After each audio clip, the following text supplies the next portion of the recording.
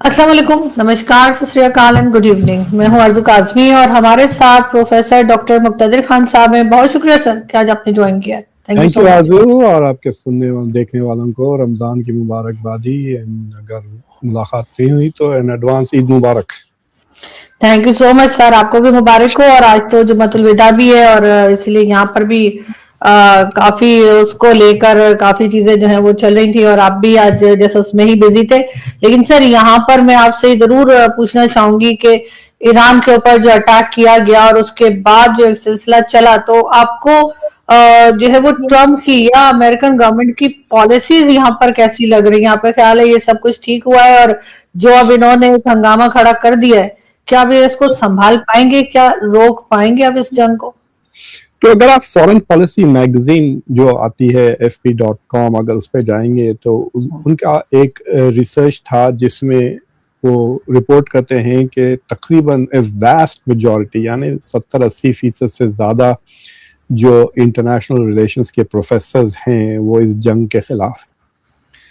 तो जो इस जंग के फेवर में है इन द यूएस, या तो वो प्रो इजराइल एंटी गाजा हैं, या वो थोड़े बहुत जो एंटी इस्लामिक रिपब्लिक के खिलाफ जो ईरानियन डायस्पोरा है, यही दो सेगमेंट्स हैं जो इस जंग के फेवर में हैं। बाकी के सब इसके खिलाफ हैं because it is not in the US interest. जंग शुरू होने से एक हफ्ता पहले ही जो नेशनल इंटेलिजेंस काउंसिल है उन्होंने कहा था कि एक तो रेजिम चेंज आप नहीं कर सकेंगे, दूसरा जो इंटेलिजेंस कम्युनिटी का नेट असेसमेंट था कि there is no imminent threat to the US, यानी फिल वक्त, क्योंकि ईरान ऑलरेडी काफ़ी कमज़ोर हो गया था वो 12 डे वॉर में। और इससे पहले आपको शायद याद होगा तुलसी गैबर्ट ने एक वीडियो भी बनाया था कि Iran has not pursuing nuclear weapons. तो एक कॉम्प्लिकेटेड आर्ग्यूमेंट है कि देखिए, न्यूक्लियर वेपन्स का मकसद डिटरेंस है, इस्तेमाल नहीं। यानी कि आप बेसिक जैसा कि पाकिस्तान यूज करता इंडिया के खिलाफ, सो द थ्रेट इज कि अगर इंडिया कन्वेंशनल वॉर जीतने लगेगी तो पाकिस्तान यूज करेगा bomb. So the point is to tell India there is no point in winning a war, because अगर आप विन करे कन्वेंशनल तो हम न्यूक्लियर यूज कर लेंगे। So it has a deterrence की कैपेसिटी। लेकिन Iran was using threshold level, यानी हम बम बनाने के करीब हैं एज ए डिटरेंस, सेइंग कि अगर आप हमको थ्रेटन करें तो हम बना लेंगे। That was their threat. तो it was something new in international relations, एक नई थ्योरी टेस्ट हो रही थी विच ऑब्वियसली फेल्ड, क्योंकि अमेरिका ने हमला कर दिया उनके ऊपर। बट काफी दिनों तक वो चलते रहा, यही धमकी कि अगर आप हमको अटैक करेंगे तो हम बम बना लेंगे। ये नहीं कि हमारे पास बम है, अटैक ना करें, ठीक है। लेकिन इट कीप्स प्रूविंग कि जो मुल्क जिनके पास बम नहीं है वो बेवकूफ है। बिकॉज देखिए, आप नॉर्थ कोरिया कुछ भी कर ले उसको कोई छेड़ता नहीं, because it has nuclear weapons. तो एनीवे, तो अमेरिकन इंटेलिजेंस का तो असेसमेंट था कि there is no immediate threat, it is not pursuing nuclear weapons. फिर ये क्यों जंग हुई? तो द आर्ग्यूमेंट इज के ईरान थोड़ा कमजोर हो गया था पिछले जो इसराइल के साथ जो लंबा चक्कर चला, ये मिसाइल्स वगैरह, प्लस इसराइल ने ईरान के जो मेन हथियार थे हिजबुल्लाह, हुती वगैरह, उनको भी काफ़ी कमज़ोर कर दिए थे यूएस और ईरान इसराइल मिलकर। सो एक थियरी ये जा रही थी इसराइल की स्ट्रेटेजिक थिंकिंग में कि ईरान हैज़ बिकम वीक, अगर हम ईरान को डिस्ट्रॉय कर देंगे तो इसराइल की बहुत ज़माने तक मिडल ईस्ट पर हेजेमनी बन जाएंगी। यानी बेसिकली अब अरब मुल्क जो स्पेशली है उनकी अब गुलामी शुरू हो गई है, and it can last for long time. ना इनके पास क्रिएटिविटी है, ना इनके पास वाइटैलिटी है। I don't think they are capable of coming out of their slavery. तो ये मौका देखकर, क्योंकि जंग का कुछ भी नतीजा हो आरजू, मिसाल के तौर पे अगर ग्लोबल इकोनॉमी रिसेशन में चले जाती, इसराइल का जो नुकसान होगा फाइनेंशियली वो अमेरिकन टैक्स पेयर इमीडिएटली दे देंगे, राइट। जैसा कि बाइडेन जाते जाते $17.5 बिलियन देकर चले गए। तो ट्रम्प और इतना ज्यादा नहीं होगा, 20, 25, 30 बिलियन भी अगर नुकसान हुआ इसराइल का तो वो अमेरिका दे देगा, लेकिन अमेरिका का नुकसान कौन देगा? वो ऑलरेडी हमने इस जंग में अभी तक $20 बिलियन तक खर्च किए हैं। अगर ये लंबा चलेगा तो रोजाना 1 बिलियन से ज्यादा खर्चा हो रहा है। And the rest of the world, मतलब जैसा कि आपके पास तो बहुत बुरा हाल है, सुना स्कूलें बंद हो गई है वगैरह, वर्किंग फ्रॉम होम, फिर पावर कट शुरू हो जाएंगे। अब सरकार के लिए डिसीजन है कि स्कूल्स और घरों के लिए पावर कट करें, यानी अमीर लोगों के एयर कंडीशन कम करें, या इंडस्ट्री और फैक्ट्रीज की पावर कट करें। अगर वहां करें तो आपका जीडीपी कम हो जाएगा, ग्रोथ कम हो जाएगा। प्लस जो महंगाई बढ़ रही है तेल की, पाकिस्तान को हर महीना $600 मिलियन ज्यादा खर्चा आने वाला है तेल पर। तो उससे आपका जो लिमिटेड कुछ 20 या 21 बिलियन डॉलर पाकिस्तान के पास फॉरेन एक्सचेंज है, सरकार और कमर्शियल बैंक्स को मिला ले, तो उस तरह से आप 11-12 महीने में you will run out of foreign exchange. अगर आप सारी चीजें इंपोर्ट करना छोड़ दें, जो दूसरी चीजें, खाली अगर तेल इंपोर्ट करें तो भी आप एक साल नहीं सरवाइव करेंगे in terms of foreign exchange. लेकिन तो इस तरह से, लेकिन आपकी ये जो नुकसान जो होगा पाकिस्तान को कौन भरेगा? नोबडी ना। तो that is one of the consequences of this war, जो सिवाय इजराइल के और किसी का फायदा नहीं होने वाला है। तेल की कीमतें बढ़ रही है, लेकिन क्योंकि they are not able to supply, इसका फायदा ऑयल प्रोड्यूसिंग कंट्रीज जो गल्फ में, उनको भी नहीं होगा। सिर्फ उन्हीं कंट्रीज को होगा जो who are outside the Hormuz, जैसा कि अमेरिका है, कनाडा है, रशिया है, ये लोग ज्यादा तेल बेचेंगे। तो in that sense it is not a win for anybody. और अमेरिका में भी तेल की कीमत बढ़ गई, क्योंकि अब पास तेल है लेकिन मार्केट प्राइस बढ़ गई, तो जो प्राइवेट कंपनीज है वो मार्केट प्राइस पे बेच रहे हैं। तो हर स्टेट में $3 से ज्यादा गैलन हो गया है, विच इज वेरी इरिटेटिंग। यहाँ पर डेलावेयर में 2.9 कुछ था, अब जाके वो 3.5 हो गया है, यानी तकरीबन 60 सेंट पर गैलन बढ़ गया है। तो उससे जो कॉस्ट ऑफ लिविंग है, और अमेरिका की इस वक्त अगर आप अमेरिकन पब्लिक से पूछे कि आपका सबसे बड़ा क्राइसिस प्रॉब्लम क्या है, तो वो अफोर्डेबिलिटी है, जिसके बेसिस पे ममदानी ने न्यूयॉर्क में इलेक्शन जीता था, कि तनख्वाहें नहीं बढ़ रही हैं। 2017 से आरजू, यानी पिछले 2017 यानी 9 साल में तनख्वाहें सिर्फ 37% बढ़ी है, यानी 3 या 4% बढ़ रही है हर साल तनख्वाह। लेकिन जो किराए हैं मिसाल के तौर पे वो 60% बढ़ गए। तो फूड ग्रोसरीज की बिल है वो 50-60% बढ़ गई है। अगर आप घर खरीदना चाह रहे हैं तो वो तो 100% के करीब महंगा हो गया। यानी आपकी इनकम बढ़ नहीं रही है, आपके खर्चे बढ़ते जा रहे हैं। That is the affordability crisis America की। और फिर हेल्थ केयर कोई अफोर्ड ही नहीं कर सक रहा। तो एक यहाँ पे ओबामा केयर का नाम सुना था होगा, तो ओबामा केयर की जो सब्सिडीज थी वो खत्म हो गई। यानी अगर आप एक रिटायर्ड आदमी है या रिटायर्ड औरत है, तो आप माहाना अभी तक $850 या $900 हेल्थ इंश्योरेंस पे खर्च कर रहे थे, लेकिन वो सब्सिडी खत्म होने से वो 2500 हो रही है। तो उस सब्सिडी का जो कॉस्ट है वो सिर्फ 30 बिलियन है, और अमेरिका की सरकार के पास वो 30 बिलियन नहीं है, लेकिन ये जंग करने के लिए उनके पास अनलिमिटेड अमाउंट। तो इससे पब्लिक भी काफी नाराज हो रही है। इनफैक्ट मैंने कल एक आर्टिकल लिखा कि इस जंग की वजह से तेहरान में रिजीम चेंज हो या ना हो, अगर ये जंग लंबी चलेगी तो शायद वाशिंगटन डीसी में रिजीम चेंज हो जाए। सर होना तो यही चाहिए, क्योंकि जिस तरह से उन्होंने अटैक किया, मैं हरगिज जो है वो पहले जो गवर्नमेंट थी या जो है ईरान की, उसके फेवर में नहीं हूं कि वो अपने लोगों को जिस तरह से दबाते हैं या जैसे रखते हैं। लेकिन सर ये भी कोई तरीका नहीं था जो अमेरिका ने इस्तेमाल किया कि इतने लोगों को ऊपर अटैक कर दिया, और इस वक्त पूरा मिडिल ईस्ट जो है वो अमेरिका की गलत पॉलिसीज भुगत रहा है। आपको नहीं लगता सर? जब अफगानिस्तान की जंग की थी हम लोगों ने, तो क्या आप मीडिया में थी जब? मैं आपकी एज नहीं पूछ रहा, बट वही नहीं सर, वो एज भी बता दो, उसमें कोई इश्यू नहीं है एज में भी। लेकिन सर अफगानिस्तान की वो जो 20 साल अफगानिस्तान की जंग लड़ी है पाकिस्तान ने, हाँ ऑब्वियसली, हाँ तो अगर आप शुरू में अगर आप कवरेज देखें जाके, इवन जे लेनो का मुझे अच्छी तरह से याद है शो, ये जितने भी लिबरल्स थे अमेरिका में, ये कह रहे थे कि हम औरतों की राइट्स पे जंग कर रहे हैं। Justification was besides bin Laden, al-Qaeda, लेकिन ये भी था कि हम औरतों को आज़ाद कर रहे हैं, we are going to rescue women, उनके राइट्स वगैरह। अब देखें आप 20 साल के बाद औरतों के राइट्स एक्चुअली और कम हो गए हैं अफगानिस्तान में बनिस्बत अमेरिका के इन्वेजन से पहले।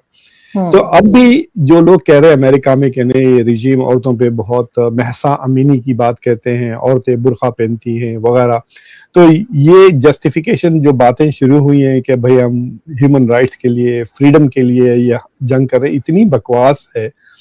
ये वहां जाके 1953 रिपीट करना चाह रहे हैं। They want to install a king who is loyal to Israel, जैसा कि हमारे प्राइम मिनिस्टर नरेंद्र मोदी हैं, जो जाके तेल अवीव में कहा विद फुल कन्विक्शन आई से आई स्टैंड विद इजराइल। तो उनको वैसा ही बंदा चाहिए तेहरान में जो अपनी स्वेरिंग इन सेरेमनी में कहेगा, ये नहीं कहेगा आई स्टैंड विद ईरान और आई स्टैंड फॉर ईरानियंस, वो ये कहेगा आई स्टैंड फॉर इजराइल। और एक्चुअली अगर आप वीडियोस ढूंढे रजा शाह पहलवी के, वो वीडियोस अवेलेबल है जिसमें वो कहता है कि पहला काम मैं ये करूंगा कि इजराइल के साथ ताल्लुकात बेहतर कर लूंगा। बिल्कुल, लेकिन सर इस वक्त लग क्या रहा है आपको कि जिस तरह से गल्फ के ऊपर भी अटैक किया गया, कई गल्फ कंट्रीज के ऊपर ईरान ने अटैक किया और ईरान कह रहा है कि जी हम नहीं रुकेंगे, ना हम सीज फायर करेंगे और ना ही हम अमेरिका की बात मानेंगे। तो वैसे तो जितनी गल्फ कंट्रीज हैं वो यूजुअली अमेरिका के हर हुक्म को मान रही होती है, लेकिन ईरान तो बिल्कुल सर एकदम ही डिफरेंट साबित हुआ है और उसने तो छोटी कंट्री होने के बावजूद सैंक्शंस के साथ इतना टफ टाइम दिया है कि उस वक्त ट्रम्प का जैसे आप भी कह रहे हैं कि शायद अमेरिका में चेंज आ जाए लेकिन ईरान में नहीं आएगा। देखिए, जब कतर पे हमला हुआ था, याद है आपको, उन्होंने जो बंदा हमास का बंदा हुआ सपोज टू नेगोशिएट, तो उसको मारा और एक बंदे को मारा। तो अमेरिका का जो बेस था कतर में, इतना बड़ा बेस है, तो क्या अमेरिका ने कतर को प्रोटेक्ट क्यों नहीं किया? अमेरिका का बेसेस जो इन्होंने लेकर आए हैं ना, तकरीबन जितने भी गल्फ कंट्री थे उन सब में अमेरिका के बेसेस है, including Saudi Arabia.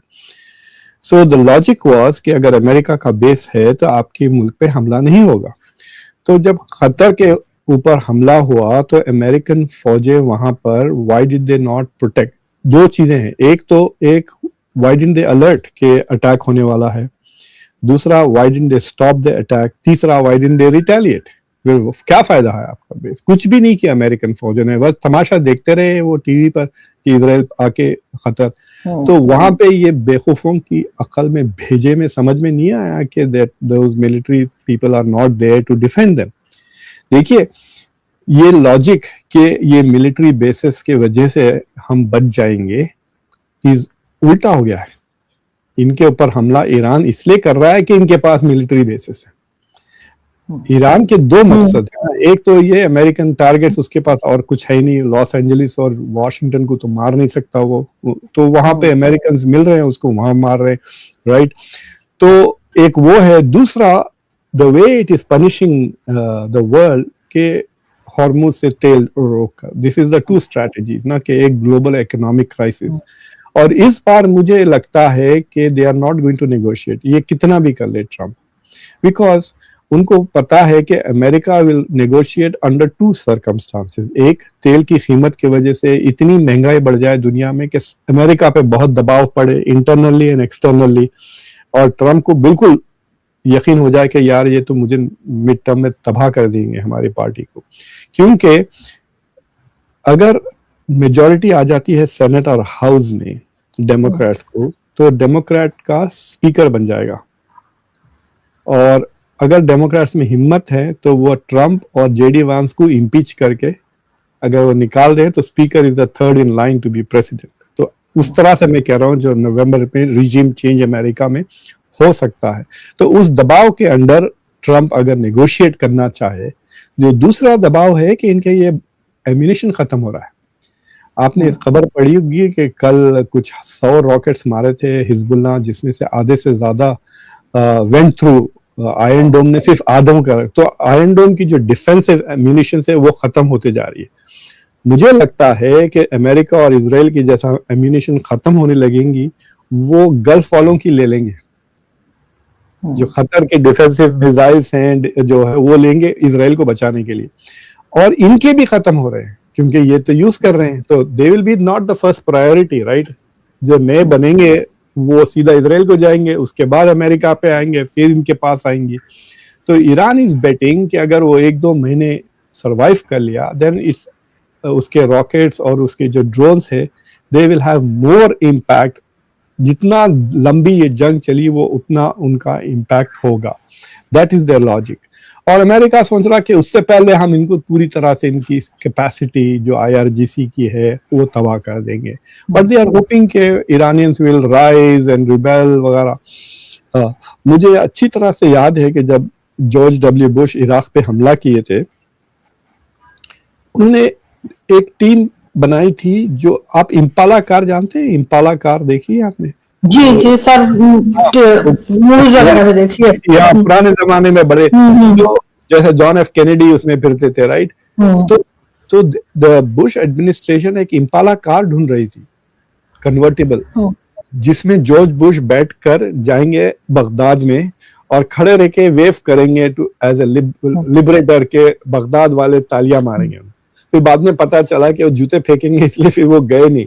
But the same attitude है कि the public will rise and they will liberate and then they will welcome America and Israel as liberators। ये कहाँ के ख्वाब है इतने बेवकूफ तरीन। I can't believe it कि ये डोनाल्ड ट्रम्प को as a हीरो, और डोनाल्ड ट्रम्प डिसाइड करेंगे कि विलायत फकीह कौन बनेगा। डोनाल्ड ट्रम्प की अक्ल में ये बात समझ में ही नहीं आई अभी तक कि विलायत फकीह is not just a political position, वो उनका इमाम है। तो क्या इमाम सेलेक्ट ये करेंगे? जैसा इंडिया कह रही है कि हम दलाई लामा बनाएंगे बुद्धिस्ट के, बुद्धिस्ट थोड़ी मानेंगे उनके इमाम को अगर कोई फॉरेन कंट्री, वो भी दुश्मन मुल्क, सेलेक्ट करे। सो आई थिंक ये इनकी जो पूरी स्ट्रैटेजी है दैट इज रॉन्ग। तो टू समराइज, अमेरिका की जो टैक्टिकल गोल्स है ना कि हम इनकी नेवी तबाह कर देंगे, ये I think most of the tactical goals America can achieve and is achieving. लेकिन इनकी जो स्ट्रेटेजिक गोल्स हैं कि ख़त्म कर दे इस्लामिक रिपब्लिक को और उसकी जगह एक प्रो इजरायली हुकूमत कायम करे, वो they are not going to succeed. बिल्कुल सर, लगता है सही रहा कि अमेरिका जो सोचकर आया था ईरान में वो उसको हरगिज नहीं मिलेगा। लेकिन सर आप आए और आपसे पाकिस्तान, अमेरिका बगैर सोचे आया है। सोचता ये प्रेशर जल्दी में आ गया, मुझे लग रहा है एकदम समय जैसे नहीं होता चलो कहीं चलते हैं, तो वो एकदम ही उठकर आ गया। ट्रम्प का एक बहुत बड़ा फायदा हो गया ना, we are not talking about Epstein. हाँ, लेकिन सर जब चीजें सेटल होंगी तो लोग दोबारा वो बात वही शुरू कर देंगे, फिर वापस आ जाएगी। लेकिन सर आप आए और मैं पाकिस्तान का ना पूछूं, ऐसा तो नहीं हो सकता। तो सर हमने जो डिफेंस पैक्ट करके रखा है, अब आप बताइए कि हम कहाँ फंस गए? क्योंकि अगर ईरान सऊदीया पे अटैक करता है, जो कि कर भी रहा है, तो ऐसे में पाकिस्तान की आपके ख्याल से क्या स्ट्रेटेजी होनी चाहिए? आपकी कोई ऐसी दोस्त है जो आपको बहुत पसंद है, जिससे आपको बहुत फायदा होता, लेकिन उसके हस्बैंड से आपको चिढ़ आती है तो वो हाल है पाकिस्तान का। वो चाहते हैं कि जितना करीब हो सके अमेरिका के करीब हो जाए, उससे फायदा है। लेकिन अमेरिका का जो स्पाउस है इजराइल वो उससे उनका प्रॉब्लम है। तो ये जंग में पाकिस्तान इस थोड़ा फंस गया है। 2 प्रॉब्लम है, एक कि there is a lot of pressure from America कि आप इसको सपोर्ट करें, तो जैसा कि और दूसरा है कि ये जो डिफेंस पैक्ट है सऊदी अरेबिया के साथ, राइट? तो सऊदी अरेबिया के लिए डिफेंस अगर पाकिस्तान करता है that is not a problem. लेकिन अगर सऊदी अरेबिया ये डिमांड करता है कि आप ईरान को अटैक करें, राइट, तो सवाल उठता है कि विल पाकिस्तान डू दैट? ये म्यूचुअल डिफेंस पैक्ट है। दूसरा मतलब it is not a problem, Iran ये पाकिस्तान के खिलाफ, Iran will not hold it against Pakistan अगर ईरान जाके वहां पे खाली डिफेंसिव खेले वहां से, राइट? मतलब ब्लॉक कर दे ड्रोन्स को और मिसाइल्स को, दैट इज फाइन। वैसे अगर पाकिस्तान को वो करना आता तो ऑपरेशन सिंदूर के दौरान वो कई ब्लॉक कर लेते थे, right? So it's not really a good blocking, defence अच्छी नहीं थी यार। बट द अदर सिचुएशन ये है कि आपको पता है सबसे पहले नेवी का इस्तेमाल to defend oil shipping Pakistan ने की है। तो अब जो तेल की जो शिप आ रही है 1-2, उस पाकिस्तान ने अपनी नेवी को डिप्लॉय कर दिया। तो वहां पे एक ट्रिकी सिचुएशन ये आता है कि उसके बावजूद अगर ईरान का एक ड्रोन आके पाकिस्तान को जो तेल आ रहा है उसके ऊपर लग जाती है, तो will Pakistani navy then fire on Iran का जो भी आ रहा है। अगर ड्रोन आ रहा है दैट इज फाइन, लेकिन अगर शिप है या बोट है तो क्या ईरानी फौजियों पर पाकिस्तान की फौज फायर करेगी navy, and that will start a war.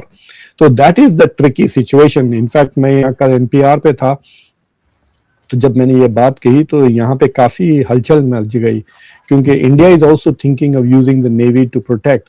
तो अगर ड्रोन्स आ रहे हैं और रॉकेट्स आ रहे हैं, आप उसको ब्लॉक कर लें, that is not the same as firing back at them. अगर उनकी बोट आती है, राइट, एक शिप आती है और आपको लग रहा है कि this boat is now going to sink my oil tanker, 300 million का होता है वो ऑयल टैंक, तो क्या आप उस अपनी ऑयल टैंक बचाने के लिए क्या ईरानी नेवी पे फायर करके उनको मार डालेंगे? Then you are in the war, right. Plus अगर if you are in the war then ऐसा लगेगा कि पाकिस्तान, अमेरिका और इजराइल ने मिलकर ईरान पे हमला किया। Do you want that image? वो ऑप्टिक्स का क्या असर होगा सोचिए आप। टीटीपी का पॉपुलेशन ट्रिपल हो जाएगा एक ही दिन में। ऐसा ही सर।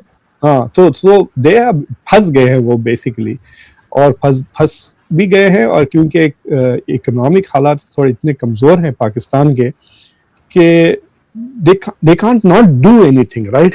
वो फंस जा रहे हैं कि क्या करेंगे अगर ये 6 महीने चल गई ये जंग, तो आपका पूरा जो रिकवरी हुई है पिछले 2 साल में थोड़ा बहुत वो that will go down the drain. मतलब सारे ग्लोबल साउथ के मुल्क का तो हाल होने वाला है, यूरोप का भी होगा, जो बचने वाले हैं सिर्फ यूएस एंड चाइना। बिल्कुल सर, काफी इस वक्त सिचुएशन खराब है, और हमारे यहाँ तो अफगानिस्तान के साथ भी जो है वो टेंशन बढ़ी हुई है, और दूसरी तरफ ईरान का जो कुछ चल रहा है, तो उसमें भी ऐसे ही लग रहा है कि पाकिस्तान बुरी तरीके से चारों तरफ से बल्कि जो है वो गिर गया है, और कैसे निकलेंगे पता नहीं। बहुत शुक्रिया सर। आपकी जो इंटरनेट कनेक्शन है वो इलेक्ट्रिसिटी पे डिपेंडेंट है या अलग है? नहीं सर, उसी के ऊपर डिपेंडेंट है, जाहिर है सब चीजें उसी से चलती हैं, इलेक्ट्रिसिटी से। अगर आपकी बिजली अगर वो पावर कट कर दे आपका, so you will also lose your internet. Yes, exactly. Shows नहीं कर सकेंगे आप जनरेटर के बावजूद, राइट? सर शुभ शुभ बोलें, कैसी बातें कर रहे हैं आप? कि अगर लाइट चली गई तो क्या जनरेटर वगैरह, लेकिन उसकी भी एक लाइफ होती है ना, उसके बाद वो कुछ आवर्स के बाद तो वो बंद हो जाता है। टेस्ट कर लें आप आपके फोन को एज अ हॉटस्पॉट यूज करके, देखते हैं फोन से कर सकेंगे show with the light of. Sir चलिए, सॉरी का बहुत सारी चीजें सर ऐसी होती है जो लाइट से चलती है, और वो बहुत ज्यादा प्रॉब्लम आ जाएगी। बिल्कुल ऐसा ही है, तो आई विश कैसा ना हो। Thank you so much sir कि आपने आज ज्वाइन किया। Thank you. Thank you.